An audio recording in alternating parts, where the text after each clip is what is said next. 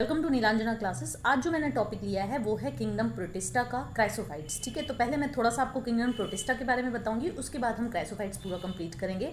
ये class 11th के लिए बहुत इंपॉर्टेंट है, नीट के लिए बहुत इंपॉर्टेंट है, आईएससी बोर्ड हो या आपका सीबीएसई बोर्ड हो, सभी के लिए बहुत इंपॉर्टेंट है। तो इसकी एक एक लाइन मैंने एनसीईआरटी की ली हुई है, एज वेल एज जो भी एक्स्ट्रा इन्फॉर्मेशन आपके लिए वैल्यूएबल है जो कि आपको पता होनी चाहिए वो भी मैंने इंक्लूड किया है। तो आपको इससे बाहर प्रोटिस्टा की extra information as well as chrysophytes में पढ़ने की जरूरत नहीं पड़ेगी। आप इस पे ही बिलीव करके इतना ही अच्छी तरीके से लर्न कर लीजिए। इसमें नीट के क्वेश्चंस भी दिए हुए हैं। तो चलिए हम स्टार्ट करते हैं। Kingdom protista. किंगडम प्रोटिस्टा क्या है? ये यूनिसेलुलर यूकैरियोटिक ऑर्गेनिजम्स होते हैं। जैसे कि आपको मैंने पहले भी ये वीडियो मैंने बनाया था जिसमें मैंने बताया कि मोनेरा में क्या होते हैं, सारे के सारे क्या होते हैं, यूनिसेलुलर प्रोकैरियोटिक ऑर्गेनिज्म है। जबकि जो प्रोटिस्टा है इसमें क्या रखे गए हैं, यूनिसेलुलर यूकैरियोटिक ऑर्गेनिज्म रखे गए हैं। यूनिसेलुलर मतलब सिंगल सेल, यूकैरियोट यानी नए प्रकार का उनके पास न्यूक्लियस है, नए तरीके का न्यूक्लियस मीन्स उनके न्यूक्लियस में न्यूक्लियर मेम्ब्रेन है और न्यूक्लियोलस वगैरह सारी चीज़ें प्रेजेंट है। ये हाईली हेट्रोजेनस ग्रुप है, यानी इसका कोई एंड नहीं है, कोई बाउंड्री नहीं है। ये आपकी एनसीईआरटी की लाइन है कि boundaries of this kingdom are not well defined. इसमें प्लांट भी है, इसमें एनिमल भी है, इसमें फंजाई भी रखा हुआ है, यानी कोई भी ऑर्गेनिज्म जो कि यूनिसेलुलर यूकैरियोटिक है उसको इसमें डाल दिया गया है। तो there is no boundary, it includes plant, animals and fungi. The members are primarily aquatic. Generally जो जितने भी मेंबर्स हैं वो 90% क्या है, सबके सब एक्वेटिक हैं। सेल वॉल जो इनमें प्रेजेंट नहीं होती है, और अगर प्रेजेंट होती है तो सेलुलोज की ही होती है। ये भी एनसीईआरटी की ही लाइन है। फ्लैजिला, सीडोपोडिया, सीलिया में प्रेजेंट हो सकता है फॉर लोकोमोशन। ठीक है, nuclear membrane, cell organelles present होते हैं क्योंकि मोनरा में एब्सेंट थे क्योंकि वो प्रोकैरियोट थे, लेकिन ये यूकैरियोट है तो सारी चीजें इसमें प्रेजेंट हैं। हिस्टोन प्रोटीन भी इनमें देखते हैं और क्या प्रेजेंट है, 80S राइबोसोम है, जबकि जो आपका मोनेरा था उनमें बैक्टीरिया वगैरह में क्या था, 70S राइबोसोम है। तो यानी इनमें 80S राइबोसोम है। इनमें ट्रू सेक्सुअल रिप्रोडक्शन था, क्यों? क्योंकि बैक्टीरिया में ट्रू सेक्सुअल रिप्रोडक्शन नहीं होता था, है ना। यहाँ पर ट्रू सेक्सुअल रिप्रोडक्शन आपको देखने को मिलेगा और ये सेक्सुअली और एसेक्सुअली दोनों तरीके से रिप्रोड्यूस कर सकते हैं। न्यूट्रिशनल डाइवर्सिटी इनमें बहुत प्रेजेंट है, क्योंकि कोई कीमो ऑटोट्रॉफ्स हैं, कोई कीमो हेट्रोट्रॉफ्स हैं, कोई हेट्रोट्रॉफ्स हैं, यानी फोटोसिंथेटिक ऑर्गेनिज्म भी इसमें प्रेजेंट है, हेट्रोट्रॉफिक मोड वाले ऑर्गेनिज्म भी प्रेजेंट हैं। हर तरीके की आपको यहाँ पे वेरिएशन देखने को मिल रहा है। तो इस ग्रुप में न्यूट्रिशनल डाइवर्सिटी बहुत प्रेजेंट है। फिर इन किंगडम प्रोटिस्टा बोथ ज़ाइगोटिक और गैमेटिक मियोसिस दोनों तरीके की, आगे हम एक एक करके जब देखेंगे तो आपको बताएंगे कि गैमेटिक मियोसिस भी होती है, और यानी ज़ाइगोट में मियोसिस भी होती है, और कुछ ऑर्गेनिजम्स में गैमेट्स में भी मियोसिस होती है। तो ये तरीका हो गया। Then diploid protist show gametic meiosis. Diploid जो प्रोटिस्ट होते हैं जनरली वो क्या शो करते हैं, गैमेटिक मियोसिस शो करते हैं। तो चलिए अब देखते हैं कि प्रोटिस्टा को हम किस तरीके से डिवाइड कर सकते हैं। तो मैंने इसको इस तरीके से डिवाइड किया कि जो प्लांट जैसे दिखते हैं यानी जो फोटोसिंथेसिस है उनको हमने इधर रख लिया है, जो आपके फंजाई की तरह है उनको इधर रख लिया है, और जिनमें कुछ एनिमल जैसा नेचर है उनको हमने इधर रख लिया है। तो सबसे पहले हम देखते हैं प्लांट लाइक क्या है। प्रोटिस्टन एल्गी हो गया आपका प्लांट लाइक। इसमें आपका डायटम्स, डायनोफ्लैजिलेट्स, यूग्लियोनाइड्स ये तीनों आ जाते हैं। क्यों? क्योंकि ये जो है ये फोटोसिंथेसिस कर सकते हैं। प्रोटिस्टन फंजाई ये स्लाइम मोल्ड हो गया आपका। इसमें एनिमल लाइक प्रोटोजोन्स होते हैं, जैसे अमीबा हो गया, सीलिएटेड हो गए, फ्लैजिलेटेड हो गए, स्पोरोजोन्स हो गए। तो ये सारे के सारे प्रोटोजोन्स जो हैं एनिमल लाइक होते हैं, इनका कैरेक्टर होता है।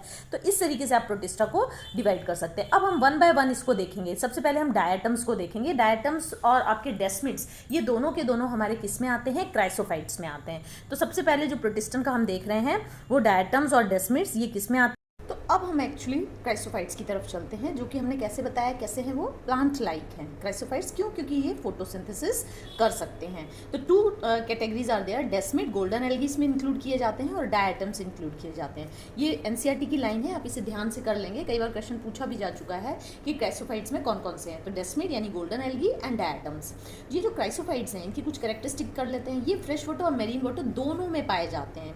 इनके पास फ्लैजिला नहीं होता है, रिप्रोडक्टिव स्टेजेस में भले ही हो लेकिन गैमेट्स के पास, लेकिन इनके पास फ्लैजिला नहीं होता है और इसलिए ये मूव नहीं कर सकते हैं। पानी में रहते हैं तो वहाँ से इनका सारा काम होता है। Then come to they are microscopic. ये माइक्रोस्कोपिक है and floats passively in water current, और पैसिवली जो है वाटर करंट में मूव करते हैं and floats on the water surface. और ये क्या है, माइक्रोस्कोपिक है और फ्लोट करते हैं एकदम पैसिवली वाटर करंट के में चलते हैं। और ये लिपिड जो इनके अंदर लिपिड होता है उसकी वजह से ये ऐसा कर पाते हैं, जो कि बहुत लाइट वेट लिपिड होता है। ठीक है, इसलिए इन्हें फाइटोप्लैंक्टन्स कहा जाता है, क्योंकि ये फ्लोट करते हैं और फोटोसिंथेटिक होते हैं, क्योंकि तो इसलिए फाइटो वर्ड यूज करते हैं। तो that's why they are known as phytoplanktons. अब इनका स्ट्रक्चर देख लेते हैं। जो इनकी सेल वॉल है ये किससे बनी है, सेल्यूलोज एंड सिलिका से बनी होती है।